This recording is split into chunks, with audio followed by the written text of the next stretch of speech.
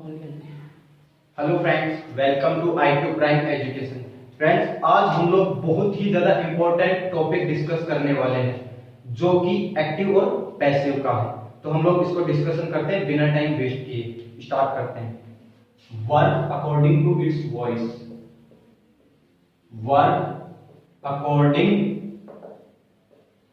To its voice. ये होती है दो टाइप की। पहली होती है एक्टिव वॉइस, दूसरी होती है पैसिव वॉइस। कौन सी होती है? Passive voice. एक्टिव में सब्जेक्ट काम करता है और पैसिव में ऑब्जेक्ट। ठीक है, ओके दोस्तों। तो जो एक्टिव सेंटेंसेस होते हैं, एक्टिव वॉइस में जो एक्टिव सेंटेंसेस हो गए, उनमें सब्जेक्ट इंपॉर्टेंट होता है। क्या इंपॉर्टेंट होता है? सब्जेक्ट इंपॉर्टेंट होता है। जब हम लोग सेंटेंस बनाएंगे तो आप लोगों को बिल्कुल अच्छे से ये चीज क्लियर हो जाएगी कि सब्जेक्ट इंपॉर्टेंट क्या होता है और इसमें होता है ऑब्जेक्ट इंपॉर्टेंट। इसमें होता है ऑब्जेक्ट इज इंपॉर्टेंट। अब इसमें सब्जेक्ट इंपॉर्टेंट क्यों होता है, इसमें ऑब्जेक्ट इंपॉर्टेंट क्यों होता है, वो जब हम लोग सेंटेंस करेंगे तो आप लोगों को अच्छे से क्लियर हो जाएगा। तो यहां पर सब्जेक्ट इंपॉर्टेंट हो गया और वहां पर ऑब्जेक्ट इंपॉर्टेंट हो गया। अब हम लोग बात करते हैं वर्ब्स की। एक्टिव सेंटेंसेस में वर्ब की किसी भी फॉर्म का यूज किया जा सकता है। वर्ब की फर्स्ट फॉर्म का भी, वर्ब की सेकंड फॉर्म का भी, वर्ब की थर्ड फॉर्म का भी, फोर्थ फॉर्म का भी, फिफ्थ फॉर्म का भी। ओके। और जो पैसिव वॉइस होता है, इसमें ओनली वर्ब की थर्ड फॉर्म यूज की जाती है। ये चीज ध्यान रख लेना, पैसिव वॉइस में ओनली वर्ब की थर्ड फॉर्म आएगी। एक्टिव सेंटेंस में कोई भी वर्ब आ सकती है। तो एक्टिव सेंटेंसेस में any verb can be used. Verb की first form, second form, third form, fourth form and fifth form. Passive voice में only V third can be used. Okay दोस्तों, यहां तक आप लोगों को अच्छे से क्लियर हो गया होगा।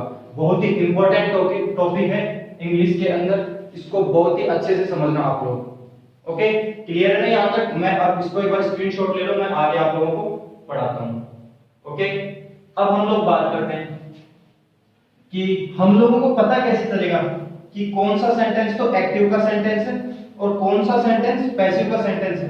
कुछ लोगों को हमेशा ही कंफ्यूजन रहता है कि उनको ये पता ही नहीं चलता कि सेंटेंस कब तो एक्टिव में है और कब सेंटेंस पैसिव में है। ठीक है, क्योंकि जो वर्ब की थर्ड फॉर्म आती है वो तो एक्टिव में भी आती है और वो पैसिव में भी आती है।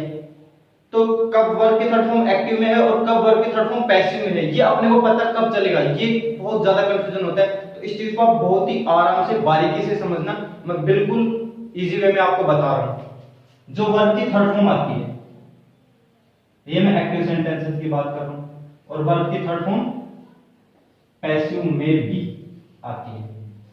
मैंने बताया एक्टिव सेंटेंस में वर्ब की third form only have verb के बाद आती है। हैव वर्ब आएगी, उसके बाद में वी थर्ड आ सकती है एक्टिव सेंटेंस में। हैव वर्ब के अलावा कहीं भी वी थर्ड नहीं आ सकती एक्टिव सेंटेंसेस में। और हैव वर्ब में कितनी वर्ब्स होती हैं? तीन। कौन कौन सी? हैज, हैव और हैड। तो आपको अगर हैज, हैव और हैड इनके बाद में वी थर्ड दिखेगी तो वो सेंटेंस ऑलवेज एक्टिव में होगा। ओके, किस किस के बाद? हैज, हैव और ये हैड। केवल परफेक्ट टेंस में ही वर्ब की थर्ड फॉर्म आती है और परफेक्ट टेंस की हेल्पिंग वर्ब क्या होती है? हैज, हैव और हैड। तो आप लोगों को क्लियर हो गया, हैज और हैड के बाद वर्ब की थर्ड फॉर्म आ रही है, सेंटेंस एक्टिव में होगा। और अगर बी वर्ब के बाद वी थर्ड आ रही है, बी वर्ब में क्या क्या आती है? एक तो आती है इज, एक आती है एम, एक आती है वॉज, एक आती है was sorry is am are, और एक होती है वॉज, एक होती है वर, और एक होती है बी, बीइंग और बीइंग। ये सब की सब बी वर्ब्स हैं। कौन सी वर्ब्स हैं? Be verbs. बी वर्ब के बाद में अगर वर्ब की थर्ड फॉर्म आती है तो वो सेंटेंस क्या होंगे, पैसिव के सेंटेंस होंगे, क्योंकि इज एम आर के बाद क्या आती है, वर्ब की फोर्थ फॉर्म आती है। इनके बाद कभी आपने सुना इज एम आर के बाद वर्ब की थर्ड फॉर्म? नॉर्मल सेंटेंसेस में नहीं आती है, लेकिन पैसिव सेंटेंस में तो केवल और केवल क्या आती है, वर्ब की थर्ड फॉर्म आती है। तो बी वर्ब दिखे उसके बाद में बी थर्ड आपको दिखी तो आप समझ जाना कि वो सेंटेंस पैसिव में है। और अगर हैज हैव हैड के बाद में बी थर्ड दिखी तो वो सेंटेंस एक्टिव में। तो आप लोगों को अच्छे से क्लियर हो गया होगा कि कौन से सेंटेंस तो एक्टिव में होते हैं और कौन से सेंटेंस पैसिव में होते हैं, बी थर्ड वाले। क्लियर हो गया होगा दोस्तों? आप लोगों को काफी अच्छे तरीके से मैं समझाने की कोशिश कर रहा हूं। फिर भी अगर आप लोगों को कोई कंफ्यूजन रहता है तो आप लोग मुझे कमेंट बॉक्स में बता सकते हैं, मैं अगले टॉपिक में उसको अच्छे से क्लियर कर दूंगा आप लोगों को। ओके, अब मैंने यहां पर तीन वर्ड्स कुछ लिखी थी, बी, बीइंग और बीइंग। ये भी बी वर्ब में आती हैं। तो ये बी वर्ब में आती है, क्या क्या आती है? एक तो होती है बी, सेकंड होती है बीइंग और थर्ड क्या बताई मैंने, बीइंग बताई। इनको अपन लोग इंग्लिश में एडजस्टमेंट वर्ब बोलते हैं, एडजस्टमेंट वर्ब बोलते हैं। इनको एडजस्टमेंट वर्ब क्यों बोलते हैं वो मैं आप लोगों को जब सेंटेंस बनाऊंगा तब क्लियर कर दूंगा कि इसको एडजस्टमेंट वर्ब क्यों बोलते हैं। और अपन लोग अपनी देसी भाषा में बात करें तो इन लोगों को बोलते हैं बाबाजी वर्ब। कौन सी वर्ब बोलते हैं? बाबाजी वर्ब, बाबाजी क्रियाएं। अब इनमें ये तो क्या है, बाबा है, जो मेन बाबा है वो तो है बी, और ये इसके तीनों चेले हैं। क्लियर है ना? ये तो हो गया मेन बाबा और ये बाबा के तीनों चेले। ओके, जब इनका यूज आएगा तो मैं आपको अच्छे से समझा दूंगा कि ये बाबा क्या काम करेगा। ठीक है ना? तो हम लोग अब आगे सेंटेंसेस को पढ़ते हैं, डिस्कशन करते हैं क्या चीज होती है। अब मुझे एक चीज बताओ आप लोग, मैं एक सेंटेंस को एक्टिव से पैसिव में बदल रहा हूं, एक्टिव से पैसिव में बदल रहा हूं, तो क्या सेंटेंस का टेंस या सेंटेंस का मीनिंग चेंज होता है क्या? अगर सेंटेंस को आपने एक्टिव से सेंटेंस को पैसिव में बदला तो क्या उसका मीनिंग या उसका टेंस चेंज होगा? तो हमारा जवाब होगा नहीं, सेंटेंस का टेंस और उसका मीनिंग बिल्कुल भी चेंज नहीं होता है, केवल और केवल उसका लिखने का ढंग बदलता है। क्या बदलता है? उसका स्ट्रक्चर बदलता है। तो ये चीज ध्यान रखना, एक्टिव से पैसिव में बदलते समय केवल और केवल सेंटेंस का स्ट्रक्चर बदलेगा, उसका टेंस और उसका मीनिंग चेंज नहीं होगा। राम ने एक बुक खरीदी, एक्टिव सेंटेंस, एक बुक खरीदी गई राम के द्वारा, पैसिव का सेंटेंस है। लेकिन क्या मीनिंग चेंज हुआ? क्या टेंस चेंज हुआ? बिल्कुल नहीं, हमारा जो लिखने का जो तरीका था वो बदला है। तो एक्टिव से पैसिव में बदलते समय सेंटेंस का मीनिंग और टेंस वही रहता है। क्लियर है? अब हम लोग बात करते हैं एक्टिव से पैसिव में बदलते समय हम लोग किस किस चीज को चेंज करते हैं। एक्टिव से पैसिव का संबंध, जो इसका रिलेशन होता है एक्टिव से पैसिव का, वो किस किस से होता है और हम लोग किस किस को चेंज करते हैं। तो हम लोग इस चीज को डिस्कशन करते हैं। एक्टिव से पैसिव का संबंध सब्जेक्ट, वर्ब, ऑब्जेक्ट तीनों से होता है। किस किस से होता है? सब्जेक्ट से भी होता है, ऑब्जेक्ट से भी होता है और वर्ब से भी होता है। तो अगर इन तीनों से संबंध होता है, इन तीनों से रिलेशन होता है, तो हम लोग चेंज भी इन तीनों को ही करेंगे। तो आप नोट डाल के लिख लेना, एक्टिव से पैसिव का संबंध सब्जेक्ट, वर्ब, ऑब्जेक्ट तीनों से होता है। अतः हम सब्जेक्ट को भी चेंज करेंगे एक्टिव से पैसिव में, मतलब सब्जेक्ट का भी पैसिव बनाएंगे, वर्ब का भी पैसिव बनाएंगे और ऑब्जेक्ट का भी पैसिव बनाएंगे। अब हम लोग बदलते हैं सब्जेक्ट को एक्टिव से पैसिव में। किसकी बात कर रहे हैं हम लोग? सब्जेक्ट की बात कर रहे हैं। हम लोग बात कर रहे हैं सब्जेक्ट की। सब्जेक्ट को हम लोग बदल रहे हैं एक्टिव से पैसिव में, बदल रहे हैं एक्टिव से पैसिव में चेंज करते हैं। सब्जेक्ट क्या क्या होता है? एक तो होता है आई, एक होता है वी, एक होता है you, they, he, C, it, एक नाम लिख लेते हैं रोहन और एक लिखते हैं हु। क्लियर दोस्तों? ये सब्जेक्ट है। अब एक्टिव से पैसिव में बदलते समय सब्जेक्ट को अपन लोग यहां पर क्या लिख देंगे, पैसिव में इसको लिखेंगे बाय मी। सब्जेक्ट को अपन ने चेंज किया है एक्टिव से पैसिव में, एक्टिव से पैसिव में, तो आई को लिखेंगे बाय मी, वी को लिखेंगे बाय अस। अब यू को क्या लिखेंगे, यू को लिखेंगे बाय यू। क्लियर है दोस्तों, यहां तक लिखेंगे, यहां पे लिखेंगे बाय देम, इसको लिखेंगे बाय हिम, इसको लिखेंगे बाय हर।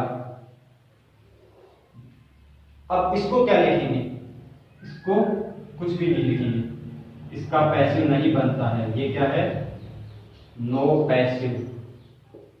तो दोस्तों ये चीज ध्यान रख लेना, इट का कभी भी पैसिव नहीं बनता है, इट का पैसिव नहीं बनता है। तो यहां पर हमने क्या लिखा, नो पैसिव। रोहन को क्या लिखेंगे, बाय रोहन। हु को क्या लिखेंगे, बाय whom। तो हम लोग एक्टिव से पैसिव में बदलते हैं सब्जेक्ट को। इनका मीनिंग देखते हैं कि मीनिंग क्या क्या निकलेगा। इसका या तो निकलेगा मैं या फिर मैंने। मैंने एक बुक खरीदी, मैं एक बुक खरीदता हूं, ये सेंटेंस बनते हैं, इसी तरह से बनते हैं ना एक्टिव में। तो उनके मीनिंग क्या निकलते हैं, मैं या फिर मैंने। जब सेंटेंस आएंगे तो और अच्छे से क्लियर हो जाएगा, आप लोग बेफिक्र रहो, आप पढ़ते जाओ कि किसका मीनिंग क्या क्या निकलेगा। और इसका मीनिंग क्या निकलेगा, मेरे द्वारा। वी यानी हम या फिर हमने, हमने एक बुक खरीदी या हमारे द्वारा एक बुक खरीदी गई, हमारे द्वारा। यूं यानी क्या, या तो तुम या फिर तुमने। यहां पर क्या निकलेगा, तुम्हारे द्वारा। यहां पर क्या निकलेगा, दे का क्या निकलेगा, वे या फिर उन्होंने। क्या निकलेगा, वे या फिर उन्होंने। और ये क्या निकलेगा, उनके द्वारा। ही यानी वह या फिर उसने, इसका क्या निकलेगा, उसके द्वारा। सी का भी वह या फिर उसने। और हर का भी क्या निकलेगा, बाई हर का, उसके द्वारा। इट का यह है या फिर इसने, पैसिव इसका बनता नहीं है। ओके, रोहन का क्या निकलेगा, रोहन ने। और ये रोहन द्वारा। हु यानी किसे या फिर किसने, यहां पर निकलेगा किसके द्वारा। ओके दोस्तों, ये हमने चेंज किया है सब्जेक्ट को एक्टिव से पैसिव में। तो आप लोगों को सब्जेक्ट से एक्टिव का पैसिव बनाना आ गया होगा, और उनके मीनिंग क्या निकलेंगे वो आप लोगों को मैंने यहाँ पर लिख दिया। तो आप इसका स्क्रीनशॉट ले लो और इस चीज को काफी अच्छे से समझना। ये एग्जाम पॉइंट ऑफ व्यू से बहुत बहुत ज्यादा इंपॉर्टेंट है, बहुत कंफ्यूजन रहता है लोगों को, इसलिए मैं कोशिश कर रहा हूँ कि आप लोगों को बहुत ही इजी तरीके से क्लियर कर सकूं। तो आप लोग इनका स्क्रीनशॉट एक बार ले लो, मैं हट जाता हूँ। आप लोगों ने ले लिया होगा तो मैं स्टार्ट करता हूँ अब वापिस से ऑब्जेक्ट का एक्टिव से पैसिव बदलने। इसको करते हैं ऑब्जेक्ट को। अब हम लोग एक्टिव से पैसिव में बदलते हैं ऑब्जेक्ट को। अब ऑब्जेक्ट का एक्टिव से पैसिव हमने बदलेंगे तो यहां पर क्या आएगा,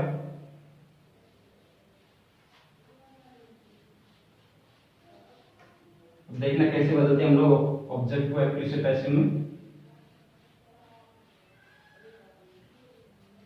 सबसे पहले ऑब्जेक्ट में एक्टिव में क्या आता है, यहाँ पर मी, अस, यू,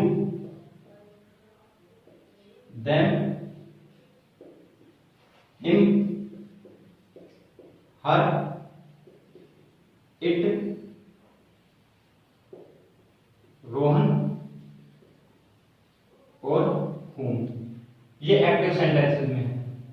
अब एक्टिव से अगर पैसिव में बदलेंगे तो यहां पर तो हो जाएगा मी का आई, अस का हो जाएगा वी, यू को क्या बन जाएगा, यू का यू रहता है, यू यू और यू होता है ना, तो यू का ऑब्जेक्ट क्या बनता है, यू बनता है। देम का दे, मतलब सब्जेक्टिव केस को ऑब्जेक्टिव में बदलना है, ऑब्जेक्टिव केस को सब्जेक्टिव में बदलना है। ये आप लोग क्लियर हो गया होगा। और subjective case, objective case, nominative case, ये सारे केस क्या क्या होते हैं, पजेसिव केस। तो ये सारे के सारे केस हम लोग प्रोनाउन में डिटेल में डिस्कशन करने वाले हैं, तो आप लोग टेंशन ना लो। यहाँ पर ध्यान रख लेना कि सब्जेक्टिव केस को तो ऑब्जेक्टिव में बदलना, क्योंकि ये सब्जेक्ट है, ये ऑब्जेक्ट है, ये सब्जेक्टिव केस हो गया, ये ऑब्जेक्टिव केस हो गया। हम लोग डिटेल में पढ़ने वाले हैं, आप लोग इस चीज को टेंशन ना लें कि ये केस कैसे पता चलेंगे। आप लोगों को इतना तो क्लियर होगा अभी तक, मेरा ये मानना है, क्योंकि आप लोगों ने 12th तो क्लियर किया, तो एटलीस्ट इतना तो आप लोगों को आना चाहिए। और हम लोग फिर भी इसको डिटेल में डिस्कशन करेंगे, डोंट वरी, ठीक है। देम का दे, हिम का ही, हर का सी, इट का इट। यहां पर पैसिव से एक्टिव में बदल रहे हैं, ऑब्जेक्ट को बदल रहे हैं। इट जब सब्जेक्ट होता है ना तब उसका पैसिव नहीं बनता है, लेकिन अगर ऑब्जेक्ट होगा जब तो बन ही सकता है ना। तो यहाँ पर ऑब्जेक्ट है, ये चीज ध्यान रखिए। बोलो सर वहां तो आपने इट का मना कर दिया कि पैसिव नहीं बनता, यहाँ पे आपने इट का पैसिव बना दिया।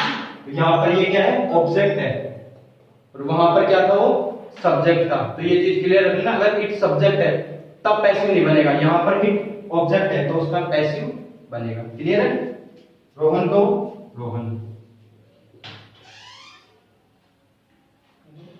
बाइक को सॉरी हूम का हूम। अब इनका मीनिंग की बात करते हैं। मी का मुझे या फिर मुझको, इन दोनों का सेंटेंस का मीनिंग सेम रहता है। यहां पर भी इसका क्या निकलेगा, मुझे या फिर मुझको। तो ऑब्जेक्टिव केस के अंदर क्या रहता है, मीनिंग सेम रहता है। क्लियर है। हमें या हमको, वहां पर भी सेम रहेगा। यूं का तुम्हें या फिर तुमको,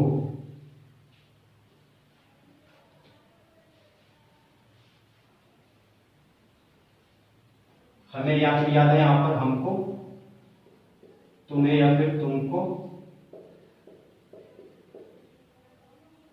उन्हें या उनको, हिम, उसे या उसको, हर का भी वो निकलेगा, उसे या फिर उसको,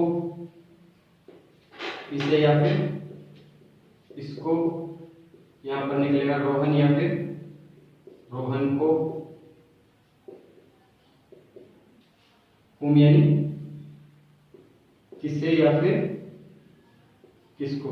और यही सेम मीनिंग यहां पर आने वाले हैं। यहां पर वी का क्या निकलेगा, हमें या फिर हमको, सेम, तुम्हें या फिर तुमको, यूं का निकलेगा, उन, देम का निकलेगा, उन्हें या फिर उनको, सेम निकलेगा, हिम का उसे या फिर उसको। इस तरह से सबके मीनिंग जो एक्टिव में होंगे वही के वही पैसिव में होंगे ऑब्जेक्टिव केस के अंदर। तो आप लोगों को यहां तक अच्छे से क्लियर हो गया होगा। यहां पर आप लोग इसका स्क्रीनशॉट ले लो और